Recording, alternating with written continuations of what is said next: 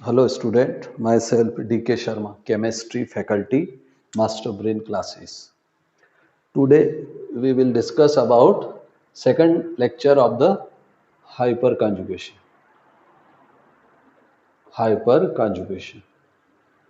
पिछले लेक्चर में हमने देखा था हाइपर कंजुगेशन क्या होता है और उसका एक एग्जाम्पल देखा था एल्कीन का कि अल्कीन में हाइपर कंजुगेशन कैसे होता है। आज हम देखते हैं कि अल्कीन में जो हाइपर कंजुगेशन होता है उससे अल्कीन की कौन सी प्रॉपर्टीज अफेक्ट होती है, किन किन प्रॉपर्टी पर हाइपर कंजुगेशन का इफेक्ट होता है। तो सबसे पहले हम देखेंगे stability of alkene. Stability of alkene, it is affected by hyper conjugation. कैसे होता है जरा देखें। सपोज हमें यहां पर चार अलग अलग एल्कीन्स दिए हैं। एक है 1 propene CH3 CH double bond CH2। दूसरा है मेरे पास 1 ब्यूटीन CH2 CH CH2 और तीसरा है 2 ब्यूटीन। यहां पर हमें देखना है कि कौन सी अल्कीन ज्यादा स्टेबल है, इन सब में कौन ज्यादा स्टेबल है और हाइपर कंजुगेशन से कैसे इफेक्ट होता है।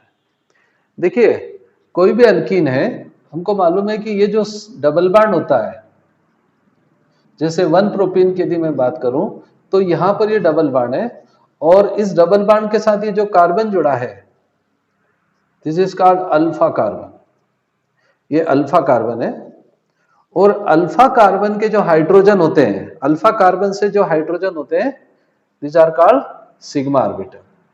ये क्या कहलाएंगे? Sigma orbital. ये जो डबल बॉन्ड जो अनस्टेबल है, ये अपनी अनस्टेबिलिटी को रिड्यूस करने के लिए यहां के सिग्मा ऑर्बिटल को अट्रैक्ट करता है। उससे क्या होगा कि ये जब सिग्मा ऑर्बिटल के इलेक्ट्रॉन कार्बन कार्बन के बीच में आ जाएंगे तो इस टाइप से H प्लस, और ये जो कार्बन कार्बन है ये डबल बॉन्ड बन जाएगा, यहां पर CH2 माइनस आ जाएगा, जिस कारण से डबल बॉन्ड को एक तरह से स्टेबिलिटी मिल जाएगी। जो CH डबल बॉन्ड CH बना था जिसमें जो पाई बॉन्ड था, ये पाई बॉन्ड को इस हाइपर कंजुगेशन से स्टेबिलिटी आ जाती है। 1 प्रोपीन में 3 हाइड्रोजन है, 1 2 और 3, अलग अलग टाइम में अलग अलग हाइड्रोजन हाइपर कंजुगेशन करेंगे और इसलिए हम कह सकते हैं यहां पर कि 1 प्रोपीन में 3 सिग्मा ऑर्बिटल है और ये 3 सिग्मा ऑर्बिटल इस प्रोपीन की स्टेबिलिटी को बढ़ाने में हेल्प करते हैं। दूसरा यदि आप देखेंगे 1 ब्यूटीन, 1 ब्यूटीन जो है उस 1 ब्यूटीन में CH2, यदि आप इसको ध्यान से देखें तो डबल बॉन्ड के पास ये कार्बन है अल्फा कार्बन और इस अल्फा कार्बन पे 2 ही हाइड्रोजन है। यहां ये हाइड्रोजन इसके साथ हाइपर कंजुगेशन करेंगे CH3 CH और यहां पर ये डबल बॉन्ड बन जाएगा और ये इस टाइप से H प्लस होगा। कभी ये हाइड्रोजन हाइपर कंजुगेशन करेगा, कभी ये 2, और इस टाइप से हम कह सकते हैं कि 1 ब्यूटीन में 2 सिग्मा ऑर्बिटल होते हैं और 2 सिग्मा ऑर्बिटल के कारण इस 1 ब्यूटीन की स्टेबिलिटी होगी। नेचुरल है 1 प्रोपीन में 3 सिग्मा ऑर्बिटल थे, उस कारण से इसकी स्टेबिलिटी ज्यादा थी, जबकि 1 ब्यूटीन में 2 सिग्मा ऑर्बिटल है, इस कारण से इस 1 ब्यूटीन की जो स्टेबिलिटी है वो 1 प्रोपीन से थोड़ा कम होगा। तीसरा एग्जांपल है मेरे पास 2 ब्यूटीन। 2 ब्यूटीन में जो डबल बॉन्ड है वो बीच में जुड़ा है। इस बार यदि आप देखें तो इस डबल बॉन्ड के इधर भी ये सिग्मा ऑर्बिटल है, अल्फा कार्बन है, इधर भी अल्फा कार्बन है, दोनों साइड अल्फा कार्बन है और हर एक अल्फा कार्बन के साथ 3 सिग्मा ऑर्बिटल जुड़े हैं। और जब 3 और 3 6 सिग्मा ऑर्बिटल होंगे तो नेचुरली 6 सिग्मा ऑर्बिटल के कारण इसमें जो हाइपर कंजुगेशन होने के जो चांसेस होंगे वो ज्यादा होंगे। यहां पर डबल बॉन्ड बन जाएगा CH CH माइनस CH3 और ऐसा यहां पर H प्लस रहेगा।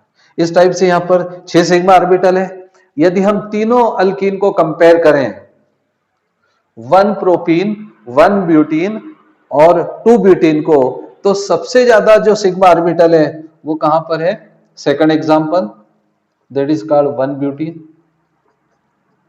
सॉरी सबसे ज्यादा जो सिग्मा ऑर्बिटल है वो थर्ड एग्जांपल है, तीसरा, जिसका नाम है 2 ब्यूटीन, और इसलिए 2 ब्यूटीन सबसे ज्यादा स्टेबल है।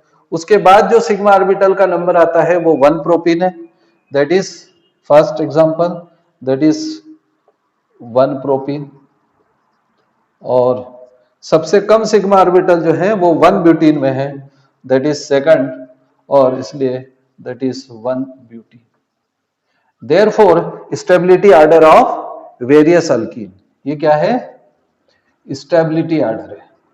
Stability order of different alkene is depends on number of sigma orbital.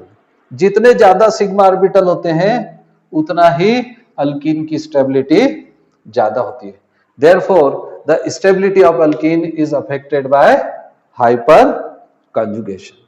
और भी कई एग्जांपल्स आपको मिलेंगे, आप सभी में कंपेयर कर लें, देख लें कि किसमें सिग्मा ऑर्बिटल ज्यादा है। जिसमें सबसे ज्यादा सिग्मा ऑर्बिटल होगा उस अल्कीन की स्टेबिलिटी ज्यादा होती है।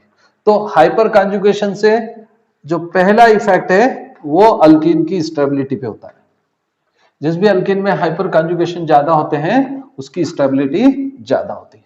दूसरी जो चीज हमें पूछी जाती है, heat of hydrogenation of alkyne, और उस हीट ऑफ हाइड्रोजिनेशन पर हाइपर कंजुगेशन का क्या इफेक्ट होगा। Heat of hydrogenation, heat of hydrogenation. सबसे पहले देखें हीट ऑफ हाइड्रोजिनेशन क्या है। सपोज एक ये अल्कीन है, इसमें यहां पर ये डबल बॉन्ड है। जब इस अल्कीन की रिएक्शन हाइड्रोजन से होती है, स्पेशली ये रिएक्शन निकल की प्रेजेंस में 200 डिग्री सेंटीग्रेड पर होती है, ये डबल बॉन्ड टूटता है और यहाँ हाइड्रोजन अटैक करता है। एक हाइड्रोजन इस पे आता है, दूसरा हाइड्रोजन यहाँ, और इससे अल्केन का फॉर्मेशन होता है, CH2CH3, एल्केन बन जाता है। जब अल्कीन का हाइड्रोजनेशन होता है तो अल्केन बनता है, और इस रिएक्शन में जो एनर्जी चेंज होता है उस एनर्जी चेंज को हीट ऑफ हाइड्रोजनेशन कहते हैं। This is called heat of hydrogenation.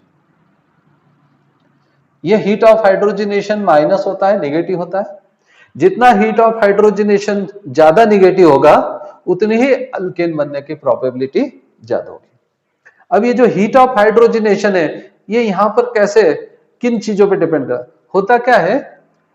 पहले तो ये डबल बॉन्ड ब्रेक होता है, इस डबल बॉन्ड को ब्रेक होने में कुछ एनर्जी प्रोवाइड करना होती है, वो होगी bond energy, del H bond energy, और ये पॉजिटिव होती है। इतनी एनर्जी हमको इस डबल बॉन्ड को तोड़ने में खर्च करना है।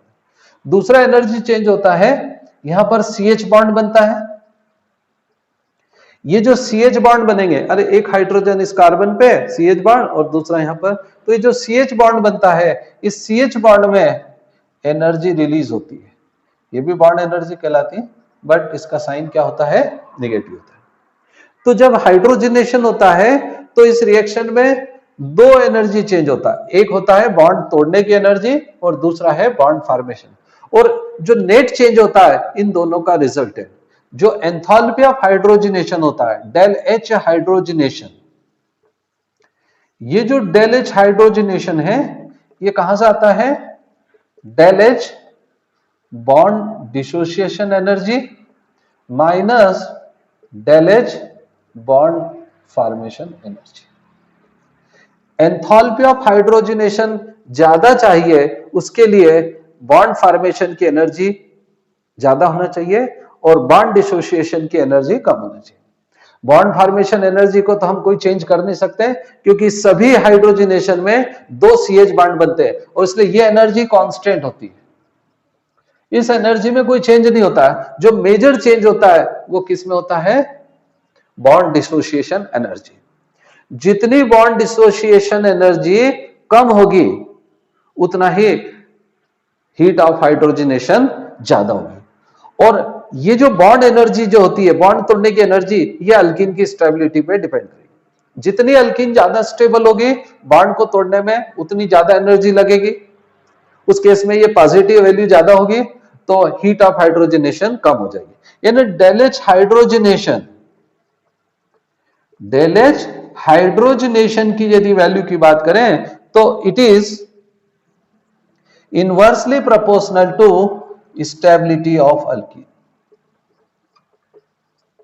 स्टेबिलिटी ऑफ एल्कीन, एल्कीन जितना कम स्टेबल होगा उतना बॉन्ड डिसोसिएशन एनर्जी कम होगी, उतनी पॉजिटिव वैल्यू कम होगी, जिससे कि एंथैल्पी ऑफ हाइड्रोजनेशन ज्यादा होगी। और स्टेबिलिटी ऑफ अल्कीन हमें मालूम है कि हाइपर कॉन्जुगेशन पे डिपेंड करेगा, जितने ज्यादा हाइपर कॉन्जुगेशन उतनी स्टेबिलिटी ज्यादा। Therefore also we can say that it is the number of sigma orbital. जितना CH ऑर्बिटल ज्यादा, जितने सिग्मा ऑर्बिटल ज्यादा उतना ही हाइपर कॉन्जुगेशन ज्यादा। हाइपर कॉन्जुगेशन ज्यादा तो अल्कीन की स्टेबिलिटी ज्यादा, और अल्कीन की स्टेबिलिटी ज्यादा तो प्लस वैल्यू ज्यादा, और उस केस में हाइड्रोजनेशन एनर्जी क्या हो जाएगी? कम। तो यदि हमें हाइड्रोजनेशन एनर्जी ज्यादा चाहिए तो स्टेबिलिटी कम चाहिए, नंबर ऑफ सिग्मा ऑर्बिटल कम चाहिए, और हाइपर कॉन्जुगेशन भी कम होना चाहिए। यदि हम प्रीवियस एग्जांपल की बात करें, वन प्रोपीन जिसमें 3 सिग्मा ऑर्बिटल थे, 3 सिग्मा ऑर्बिटल थे।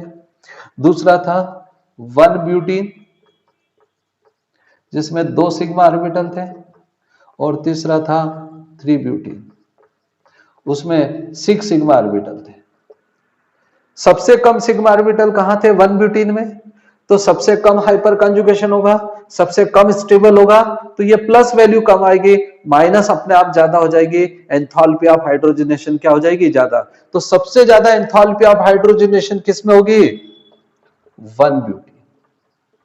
1 ब्यूटीन की एंथैल्पी ऑफ हाइड्रोजनेशन सबसे ज्यादा।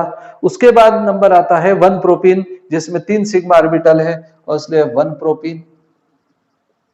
और सबसे लास्ट में 2 ब्यूटीन, इसकी एंथैल्पी ऑफ हाइड्रोजनेशन सबसे कम होगी, और इसलिए that is the order of decreasing order of enthalpy of hydrogenation.